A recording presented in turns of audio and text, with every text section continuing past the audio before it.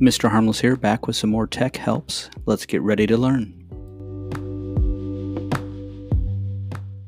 Mr. Harmless here, and trying to be of some service with Google Classroom.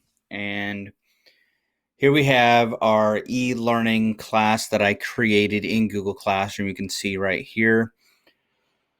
There's some things on this screen I think will be helpful. As far as how we're going to have our students sign in for the first time, for those that are not already connected, that will be a hurdle. Open to any suggestions.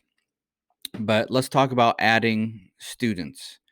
One thing right off the bat I want to point out is that right here is your class code.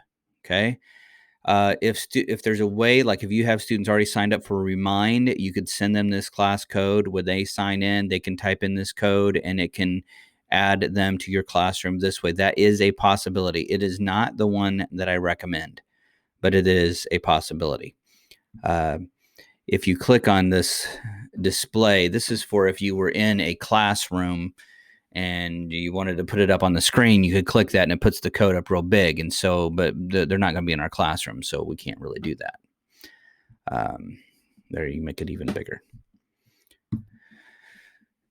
Okay, so that's one way to add students to your classroom. Another way is this People tab that I just clicked at the top. And there are students here. Notice I don't have any students in this tab. If you click this, I recommend doing it this way.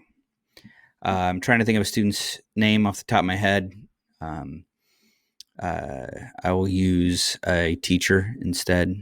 I will use Mr. Wilson.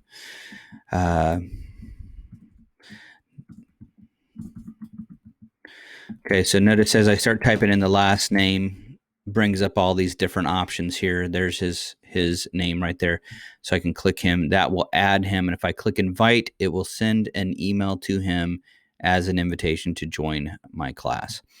This is the way that I recommend adding your students. You have a student list. I know it takes a little bit longer time to do this, but I would recommend going this route because what will happen is it sends an email to their email. And I know that not all of our kids have or are connected to their emails, and we can work on that.